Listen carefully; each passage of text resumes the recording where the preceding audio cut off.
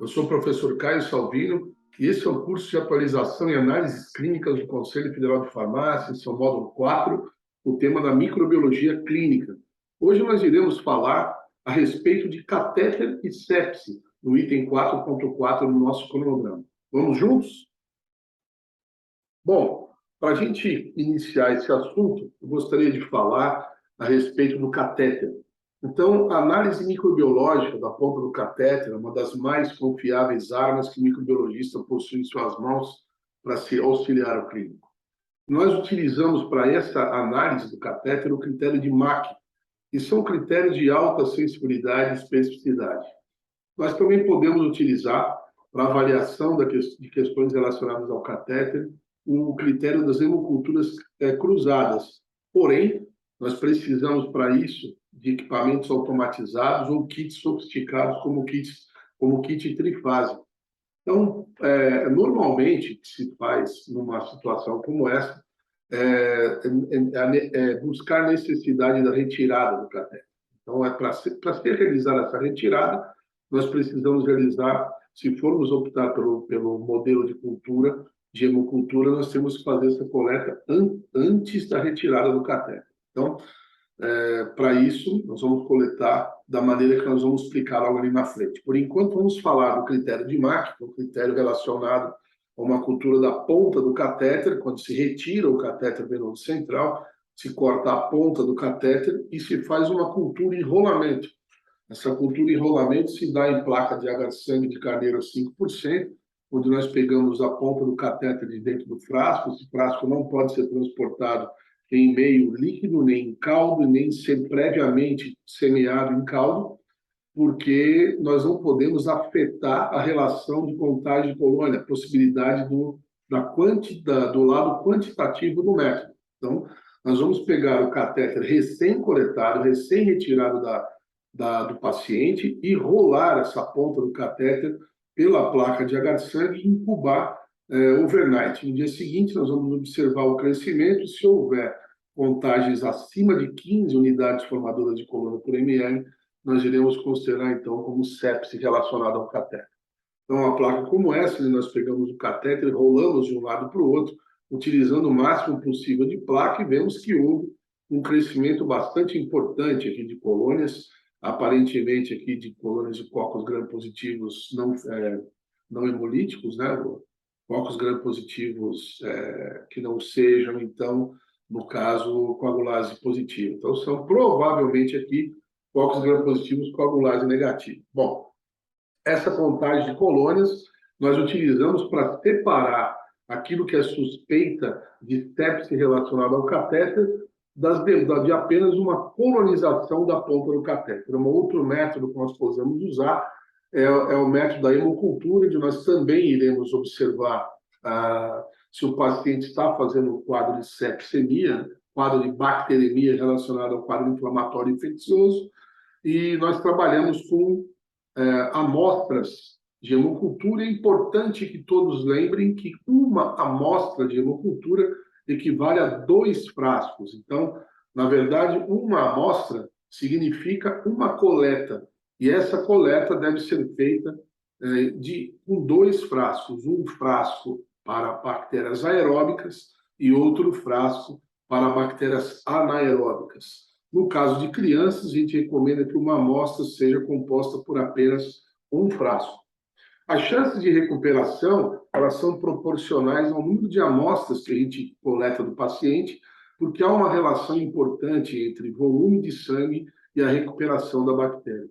Então, uma amostra, nós temos aí perto de 70% de chances, 2 amostras entre 80% e 90%, e 3 amostras atingindo já um número bastante importante, entre 96% e 98%, e 4 amostras alcançando o número máximo de índice de recuperação.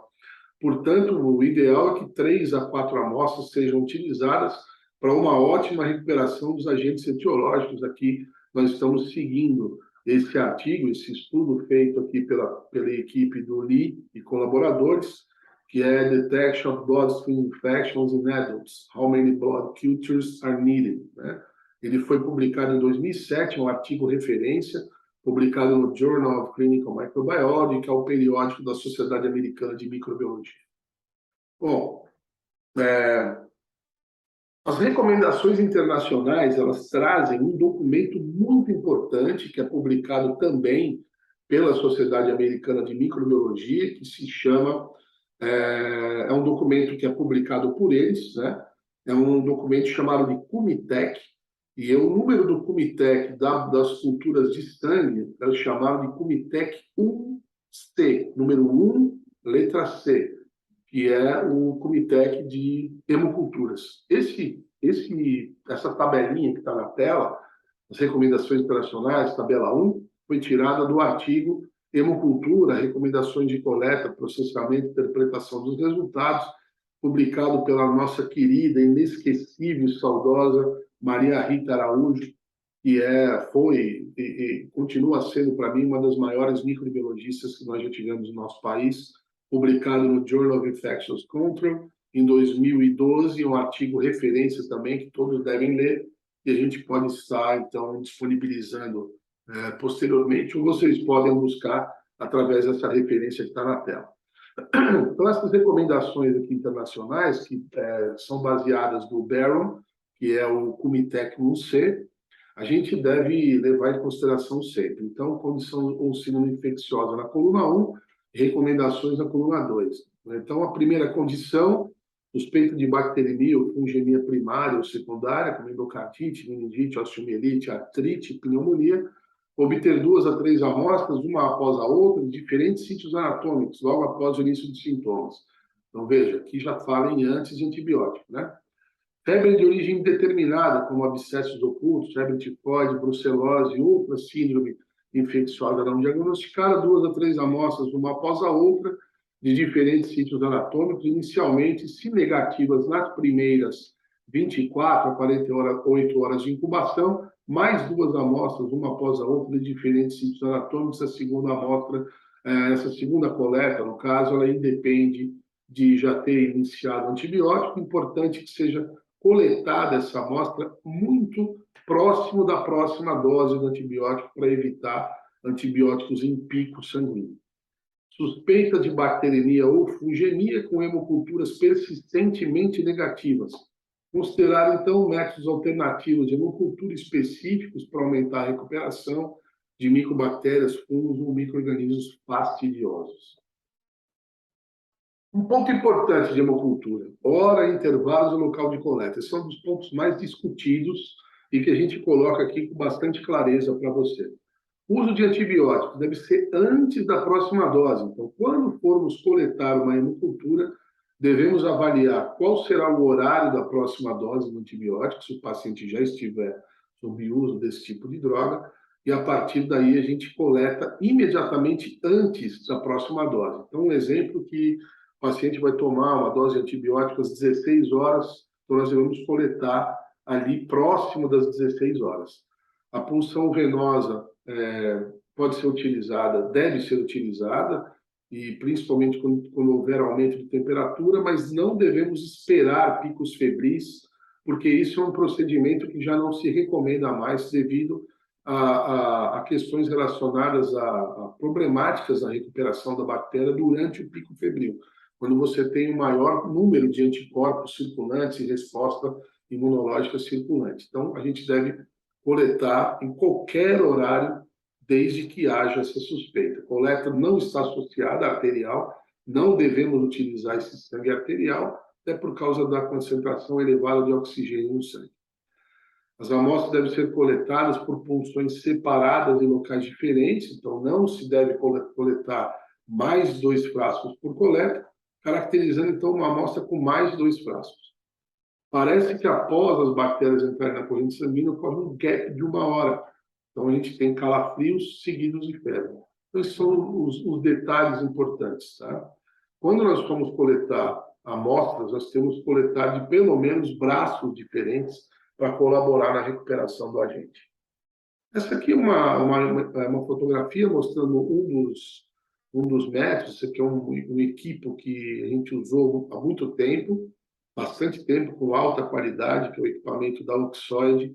Esse método ele contém um frasco com esse equipo externo, e quando a gente faz joga o sangue dentro desse frasco, homogeneiza bem e encaixa esse equipo, e se a hemocultura é positiva, nós temos a pressão interna por produção de gás, o sangue sobe por produção de gás aqui dentro, aumenta o volume, o sangue sobe, entra por essa agulha que está aqui dentro do frasco, sobe e vem para esse copinho, onde nós vamos abrir essa tampinha e colocar aqui a alça para coletar e fazer os plantios, né, os subcultivos necessários para a identificação da bactéria.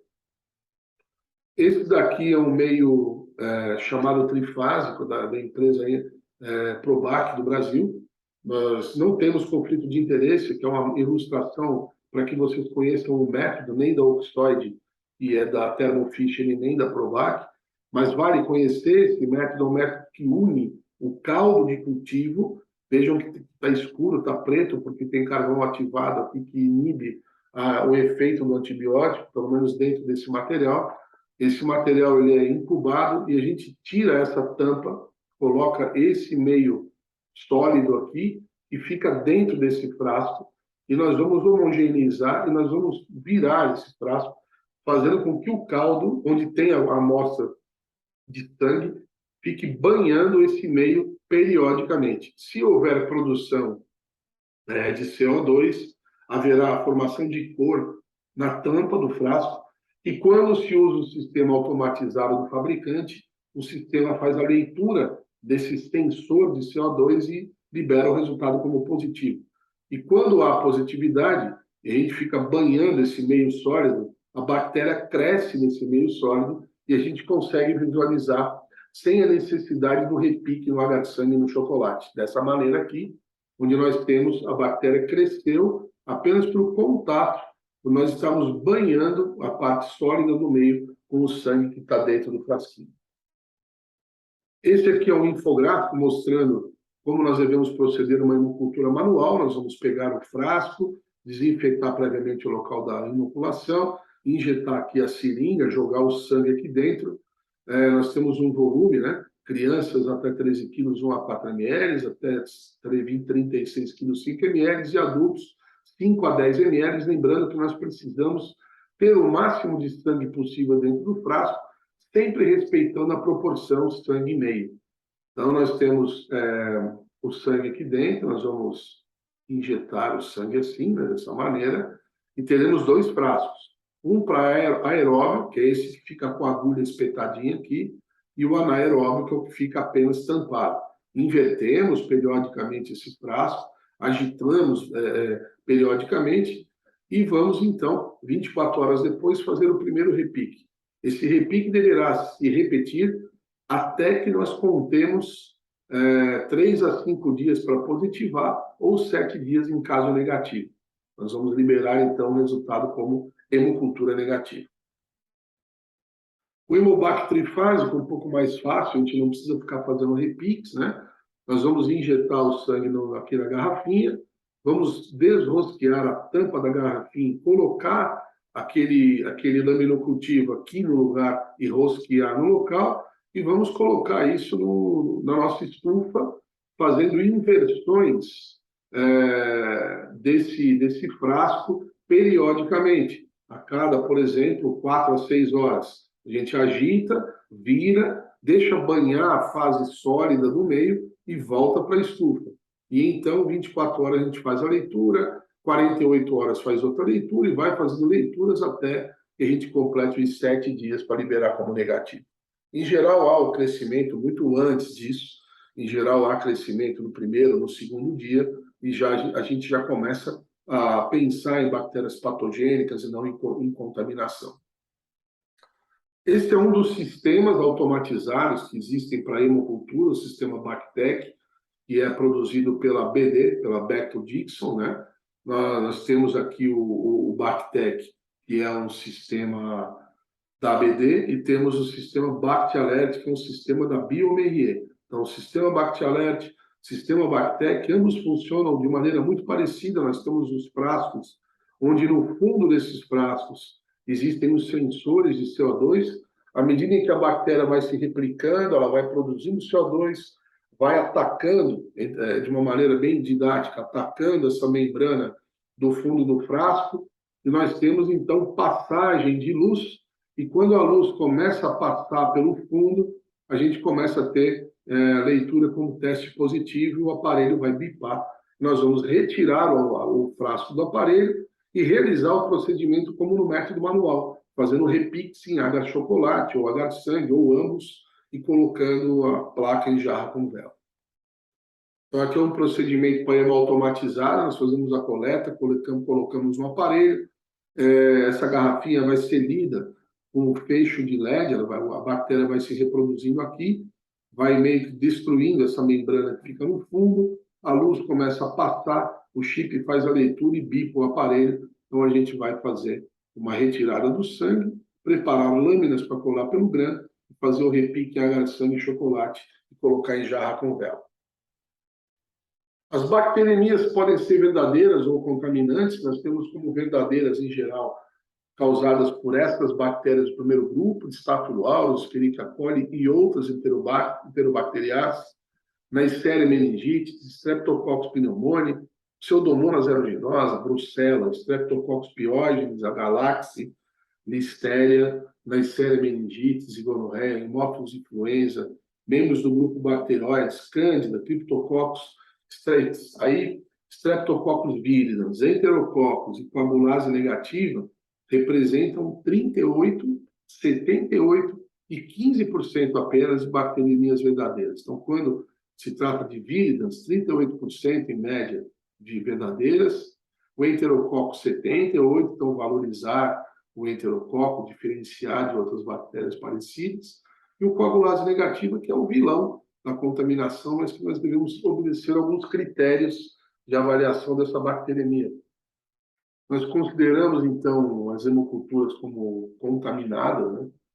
Quando há hemocultura positiva sem sintoma clínico ou laboratorial de bacteremia, ou quando uma das amostras é positiva para, por exemplo, epidermides e as outras não. São considerados aceitáveis índice entre 1 e 3% de contaminação. Toda hemocultura positiva, com crescimento de uma bactéria potencialmente patogênica, deverá ser valorizada e o clínico deverá ser comunicado. Como nós vamos considerar isso? Utilizando esse fluxograma. Então, nós temos aqui Staphylococcus coagulase negativa, ou Propionibacterium, ou Corynebacterium, ou Bacillus sp, ou Micrococcus, ou Streptovirus. Quando crescer uma dessas bactérias aqui, repetindo, Staphylococcus negativa, Propionibacterium, Corynebacterium, Bacillus, Micrococcus, ou Streptococcus viridans, nós temos situações com uma amostra positiva, uma amostra positiva com mais amostras positivas coletadas nas 48 horas com o mesmo micro-organismo, uma amostra positiva com as demais negativas e apenas um frasco positivo do par e as demais negativas. Então, quando houver uma amostra positiva com as demais negativas, reportar isolado como provável contaminante, não realizando antibiograma. Quando houver um frasco positivo do par e as demais negativas, não considerar. Agora, quando houver uma amostra positiva, ou mais amostras positivas coletadas nas 48 horas, com o mesmo micro-organismo, ou quando houver uma amostra positiva e as demais negativas, nós vamos utilizar o seguinte. Primeiro passo, primeira situação, uma amostra positiva. Conversar com o médico. Se nós tivermos, se for considerado contaminante, reportar como provável contaminante, se for indeterminado, sugerir novas hemoculturas, se nós tivermos o patógeno isolado, realizar identificação e antibiograma. O mesmo acontece com esse grupo aqui, quando nós temos o patógeno isolado, nós temos crescimento delas, realizar identificação e antibiograma, e se não houver crescimento desse grupo, nós vamos conversar com o médico e reiniciar esse processo. Então, não devemos desprezar crescimentos, nós devemos analisar criticamente cada um deles. Então, quando nós temos o GRAM, podemos usar o GRAM como resultado parcial. Então, quando há o crescimento verdadeiro, nós devemos liberar esse GRAM dizendo que tipo de bactéria é, se é GRAM positivo, se é GRAM negativo, se é um coco, se é um bacilo, se está crescendo no caldo como estrepto, como estáfilo, isso tudo é importante, porque tem enorme impacto na escolha e evolução clínica do doente. E quando houver cultura, liberar resultados a cada repique. Então, vamos fazer o primeiro em 24 horas, se der negativo, reporta como tal, 48 horas idem, até que a gente libere como positiva ou como negativa. Muito obrigado, então. Era isso que nós tínhamos para abordar a respeito de hemocultura, catéteres e sepsis, e espero vocês no nosso próximo módulo. Muito obrigado e até lá. Tchau, tchau.